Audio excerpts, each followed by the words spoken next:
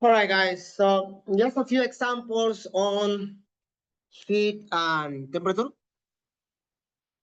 All right.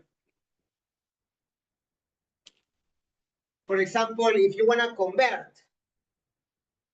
30 degrees Celsius to Fahrenheit, that's the equation you want to use. So 30 degrees over 5 is equal to Fahrenheit minus 32 over 9. 30 over 5 is 6. Fahrenheit minus 32 over 9. You multiply by 9. 54 is Fahrenheit minus 32. And we add 32 on both sides. That's 86 Fahrenheit. So 86 Fahrenheit, that's it. Right, so it's a nice way to see the relationship between Celsius and Fahrenheit, right? The different temperature scales. Remember that we use Celsius in physics, right? That's the SI unit for temperature. And then in further studies of science, particularly astronomy, right, and theoretical physics, we start using the Kelvin. Okay. It's also nice to see whenever we're talking about summer temperatures, right? 30 degrees is your average summer temperature. That's what we are used to if you are like in Canada or South America or Europe. However, we talk about 90s or close to 90s here, right? So you can see the relationship between both. Okay. Now let's go into a couple of examples of heat. As you can realize, the exams are mostly conceptual, but it's a good idea that you see how some of these examples work. So let's talk about melting ice. So I'm going to give you here a piece of ice. This is 50 grams of ice. At a temperature initial of negative 20 degrees Celsius. And we are going to melt the ice. So eventually we get water.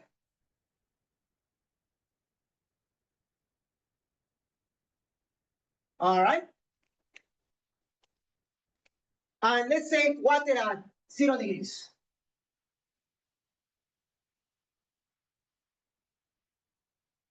Yeah. Celsius. This is Celsius. How much energy in calories you need for this? Now, what information do you need? The specific heat capacity for ice, which is half or 0.5 calories per gram per Celsius. The specific heat of water, well, we probably don't need it, but 1 calorie per gram Celsius. And then the latent heat of fusion, we call it LF, which is 80 calories per gram. Right, that data will be given. Those are constant values. So if you do like a number line,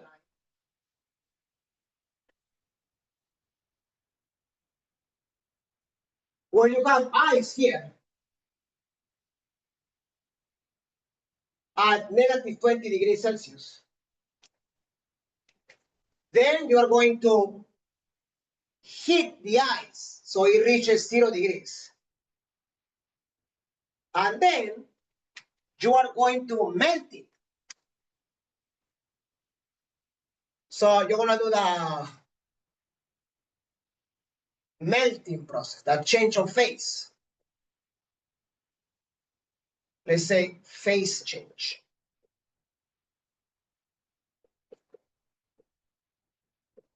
Okay?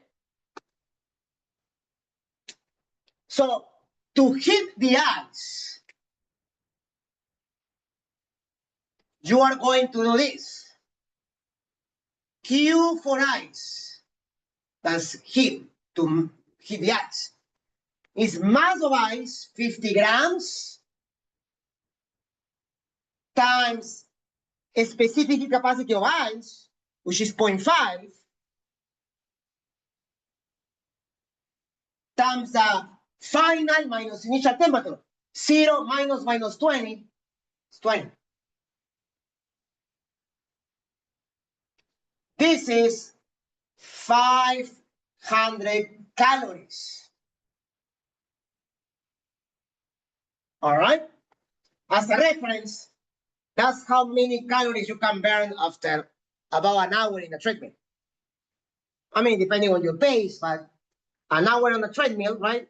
At a normal, sort of a steady pace, you could burn 500 calories. So that's a lot of work, right? But there you are, 500 calories. Just to melt, just to bring ice from -20 to 0. Now, we're gonna melt. So we're gonna do that latent heat for ice to water. That's the latent heat of fusion, 80 calories per gram, multiplied by the mass, which is 50. And look how much it is.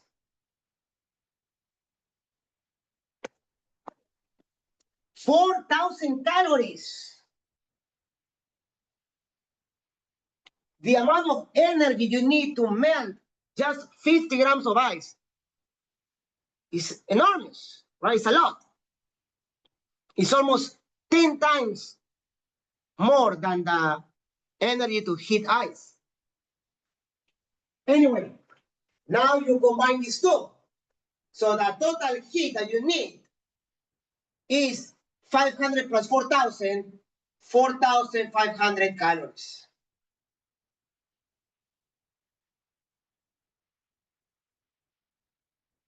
Okay. That's the amount of energy you need. Now, of course, if you have it in calories, remember, 1 calorie is equal to 4.18 joules.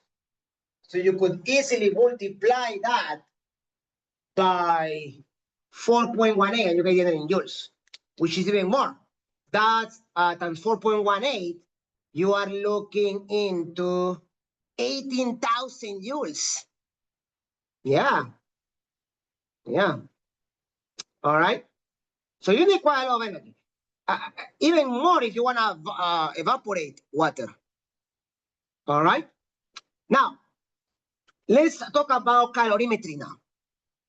Let's solve a problem using different substances. Now, for this, I want to have to Google some constants, or you can also use a book for this, but what I'm going to do is a typical calorimetry experiment.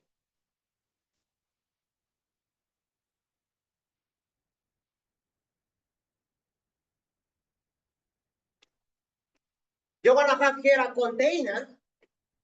It's a calorimeter. All right, that's a calorimeter. And it's important because a calorimeter is isolated, meaning no energy will be lost. Well, some, but most of the energy will be contained. Nothing will be, most of it won't be lost in the surroundings. And there is water here. This water is at a temperature of 20 degrees Celsius. Okay, standard value. And the mass is of 500 grams. So 500 milliliters, 500 grams. Now, in a calorimeter experiment, normally what you do, you have another container where you raise the temperature and you have a substance. aluminum, iron, stainless steel. So let's say I have aluminum, which is at a temperature of 98 degrees Celsius, so very hot. And you're going to introduce the aluminum here. You can use a thermometer or a passport reading or a vernier caliper, like a vernier reading, to see the temperature, how it changes for water and for the combination, right? To find the equilibrium temperature when the aluminum is in water. Now for this, I'm just going to go quickly here, and I'm going to look for the specific heat capacity of aluminum.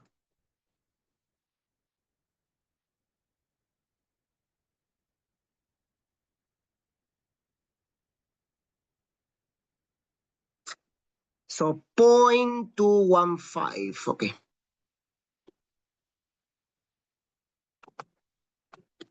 So the specific heat capacity of this C of aluminum, 0.215 calories per gram per Celsius. It's okay to either Google it or check the book. So let's take a look, right? Let's see what happens. Basically, the way you solve these problems is, again, you can do a number line where you have the water at 20 degrees Celsius. And you have the aluminum at 98 degrees Celsius. So the heat absorbed by the water is equal to the heat lost by the aluminum. Basically, Q gain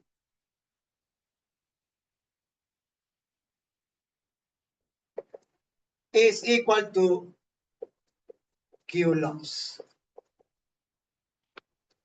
So,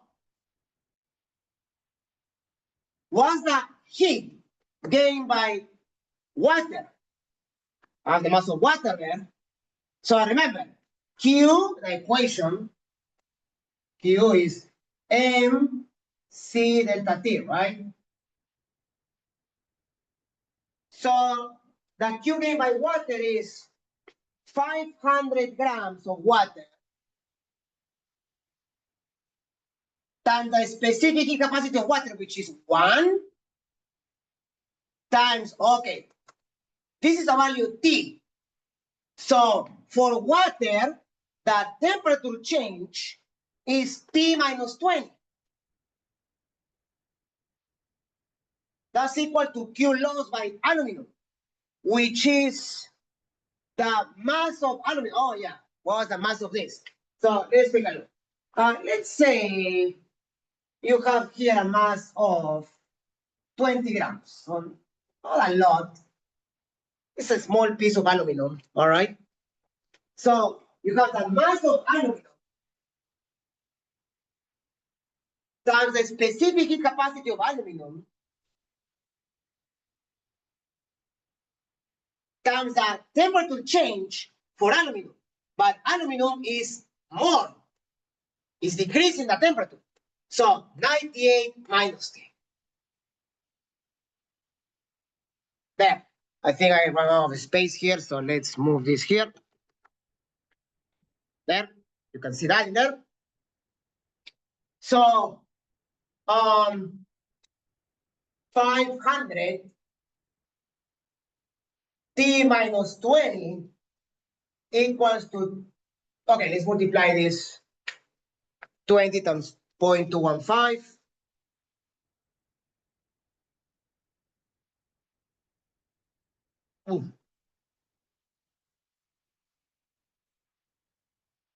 So that's 4.3.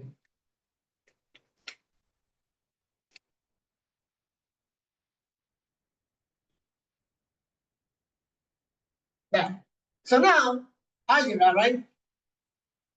500T minus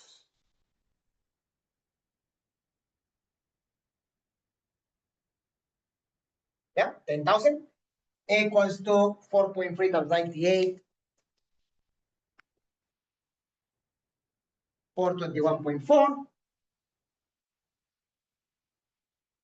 minus 4.3. So 504.3 T, I'm adding this here, equals to 10,421 points. So I can find the value of T. If I divide 10,421.4 divided by 504.3, I get about 20.66. So not a lot different. 20.67 cents. Guys, believe it or not, that is what you would expect. If you were to do the lab of this, you will see that the temperature of water doesn't change by much. Why? Because water has a much greater specific capacity than aluminum.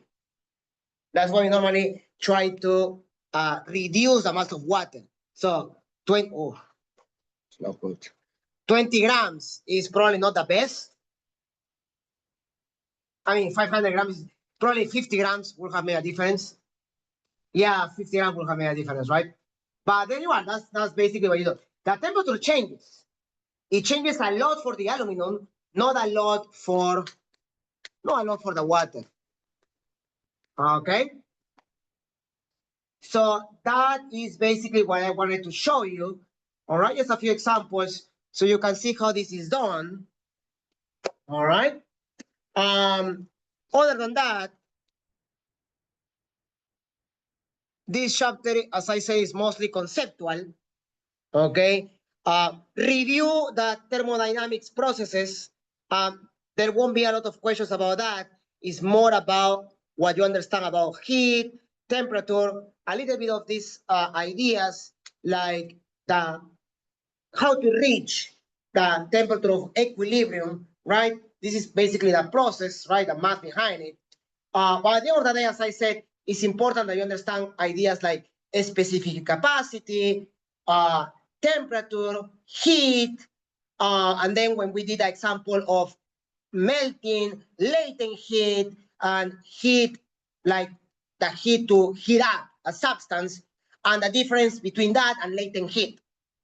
Okay, so if you understand that and what I covered in the slides, you should be more than fine. Okay, so I will leave it like that, and I will see you guys in the next chapter with the next video. Have a good day.